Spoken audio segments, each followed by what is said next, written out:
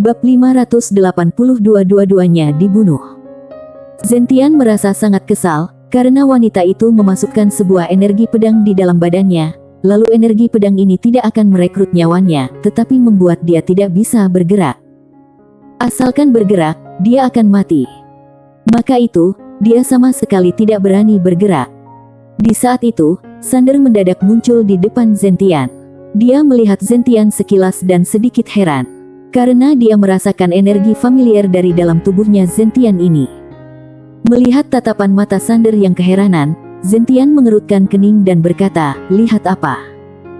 Sander berkata, "Ada energi pedang di dalam tubuhmu." Zentian tercengang, dan berkata, "Kenapa kamu tahu?" "Benaran ada." Sander memandang Zentian, "Orang yang menyerangmu berpenampilan apa?"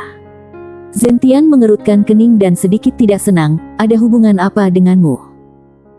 Sander berkata dengan tenang, "Kalau begitu, kamu terus berlutut saja di sini." Usai berkata, dia membawa Angel pergi.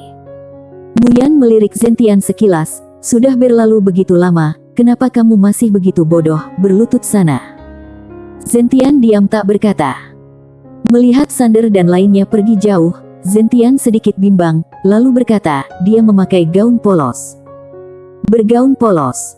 Mendengar kata Zentian, badan Sander bergetar dan diam di tempat. "Bibi bergaun polos?" Sander menoleh ke arah Zentian, matanya berbinar dan berkata, "Apa yang kamu lihat?" Zentian mengerutkan kening dan bertanya balik, "Apa kamu kenal di situ?" Sander menganggukkan kepalanya. Kali ini, Zentian yang tercengang.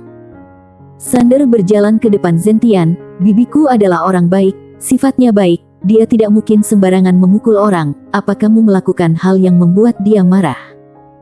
Pagoda kecil diam tak berkata. Mendengar kata Sander, Zentian bertekad, "Kamu bilang dia bersifat baik, aku tidak berani berkata apapun." Sifatnya baik. Wanita itu tidak terlihat memiliki sifat yang baik. Sander juga tidak berkata apapun, dia membawa Sander berbalik badan dan pergi. Melihat Sander pergi, Zentian langsung berkata, "Tunggu." Sander menoleh ke arah Zentian. Zentian pun sedikit bimbang dan berkata, "Kamu bisa membantuku mencabut energi pedang ini, benar?" Sander berkata dengan tenang, "Seharusnya bisa."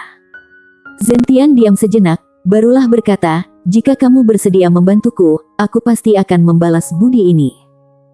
Sander menggelengkan kepalanya, tidak sudi. Usai berkata, dia membalikkan badannya dan pergi. Setelah mendengar kata Sander, ekspresi wajah Zentian menjadi masam. Muyan melihat Zentian yang ada di sampingnya sekilas, "Sampai sekarang kamu masih tidak pandai membaca kondisi." Usai berkata, dia membalikkan badannya dan pergi. Ekspresi wajah Zentian sangat masam. Dia tidak memohon lagi, hanya menatap Sander dan lainnya yang sudah berjalan jauh. Saat Sander dan lainnya pergi jauh, dia mendadak menengadahkan kepala ke langit, "Senling." "Iya." Lalu, terdengar suara yang nyaring di ujung langit. Zentian melihat ke ujung langit dan berkata, "Tolong aku." Suara itu berkata, "Atas dasar apa?" Zentian berkata dengan tenang, "Jika kamu menolongku, aku akan memberitahumu sebuah rahasia." Suara itu berkata, "Coba katakan dulu." Zentian berkata, "Tolong aku dulu." Suara itu berkata, "Memang kamu ada pilihan lain." Zentian diam sejenak, dan berkata, "Remaja itu sudah mendapatkan lukisan dewa. Bukan hanya demikian, aku juga merasakan energi spiritual lencana dewa. Kalau begitu, warisan dari Dewa Wan sudah berada di tanganmu." "Apa?" Terdengar suara kaget dari ujung langit. Kemudian, dimensi terbuka, lalu seorang pria paruh baya berjalan keluar. Senling memelototi Zentian dengan tatapan berbinar, serius. Zentian menganggukkan kepalanya, tidak akan salah.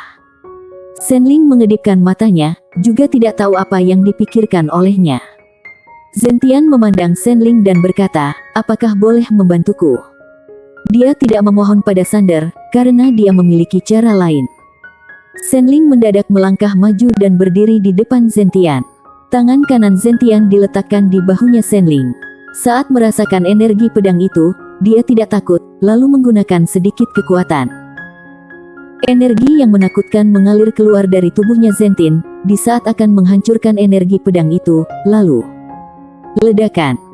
Energi pedang itu langsung mengalir keluar dan masuk ke dalam keningnya Senling. Seketika, fisik mereka berdua mulai lenyap. Pembunuhan ganda. Senling tercengang, lalu melihat Zentian dengan muka kaget, sialan. Usai berkata, mereka berdua pun menghilang. Roh dan fisik binasa. Di sisi lain, langit berbintang, Sander mendadak berhenti, lalu mengerutkan keningnya. Angel menatap ke arah Sander dan bertanya, kenapa? Sander berkata dengan tenang, sebelum kita masuk ke lukisan dewa, aku merasakan aura yang kuat. Sekarang seharusnya aura dari Zentian. Muyan berkata dengan serius, Tuan Muda Ye, sepertinya masalah kamu mendapatkan lencana dewa sudah tersebar luas. Sander menganggukkan kepalanya. Lencana dewa. Benda yang bisa menimbulkan perselisihan internal kuil dewa, jika sekarang muncul di tangannya, apakah Laksa Dewa akan mengampuninya? Pasti tidak akan. Muyan mendadak berkata, aku akan menyelesaikan hal ini. Usai berkata, dia berbalik badan dan menghilang dari tempat. Tidak lama kemudian, Muyan kembali ke sisi Sander, lalu ekspresi wajahnya sangat masam, dia sudah menghilang. Sander mengerutkan keningnya, menghilang. Muyan menganggukkan kepalanya, saat aku ke sana, dia sudah menghilang. Sander mengerutkan keningnya, mustahil. Dia tidak mungkin bisa lepas dari energi pedang bibi bergaun polos. Muyan berkata dengan serius, bagaimana selanjutnya? Gadis pendosa tiba-tiba berkata, pergi ke kota dosa. Sander memandang gadis pendosa, lalu gadis pendosa berkata, kita pergi berjumpa dengan Tuan Jimmy. Sander berkata, dewa yang berada di dunia kejahatan.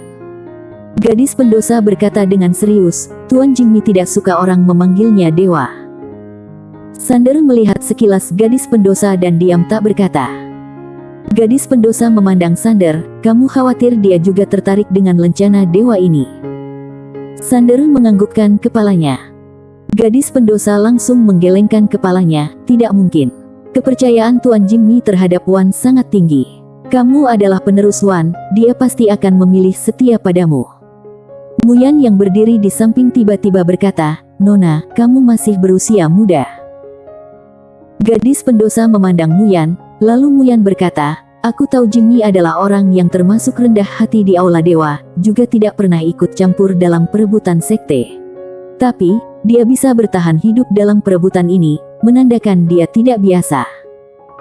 Setelah mendengar kata ini, gadis pendosa pun diam. Muyan lanjut berkata, berhati-hatilah. Oleh karena itu, aku menyarankan jangan memberitahu masalah lencana dewa, jika tersebar luas pasti akan membuat sekelompok orang itu menggila. Lencana dewa bukan hanya lambang identitas, juga ada warisan benda pusaka dari Dewa Wan. Jika ketahuan, para pak tua ini pasti akan datang merebut. Setelah itu, dia diam sejenak dan lanjut berkata, hal yang paling menakutkan adalah mereka bekerja sama. Bekerja sama. Mendengar perkataan ini, Sander sedikit terkejut.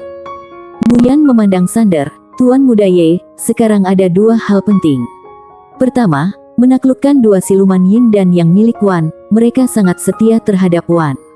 Kamu memiliki lencana dewa, mereka seharusnya akan tunduk padamu. Kedua, kamu harus secepatnya meningkatkan kekuatanmu. Intinya, sekarang kita harus diam-diam berkembang dengan pesat. Sander tersenyum dan berkata, Senior Muyan, dulu apa tugasmu di kuil dewa? Muyan tersenyum, aku adalah pelayan sastra, bertugas mengurus semua masalah kuil dewa dan alam semesta ini. Sander berkata, oh, ternyata seperti ini. Muyan berkata dengan serius, Tuan Muda Ye, dengan kekuatan kita sekarang masih tidak bisa mengalahkan sekelompok dewa palsu ini. Lalu, kamu ingin para bawahan yang setia pada Wan memihak di sisimu, kekuatanmu harus meningkat, jika tidak mereka belum tentu akan mengikutimu. Sander menganggukkan kepalanya, baik, aku mengerti. Setelah itu, dia memandang Muyan dan gadis pendosa sekilas, lalu berkata, aku akan membawa kalian ke satu tempat. Usai berkata, dia membawa mereka berdua ke dalam menuju pagoda kecil. Mereka berdua langsung tercengang ketika masuk ke dalam pagoda kecil ini. Tidak lama kemudian, ekspresi wajah mereka berdua langsung berubah, terutama Muyan. Jantungnya berdetak kencang melihat semua ini. Dia menyadari, dirinya sudah meremehkan tuan muda Ye ini. Setelah masuk ke pagoda kecil, Sander pergi ke depan sebuah kuil. Kuil ini adalah kuil yang berada di dalam lencana dewa, juga dipindahkan ke dalam pagoda kecil. Semua harta karun dari Wan berada di dalam kuil ini. Saat melihat kuil ini, ekspresi wajah Muyan langsung berubah, kuil Wan. Sander melihat Muyan, lalu Muyan berkata dengan serius, waktu itu, seseorang mendirikan kuil ini untuk latihan, orang luar tidak boleh masuk.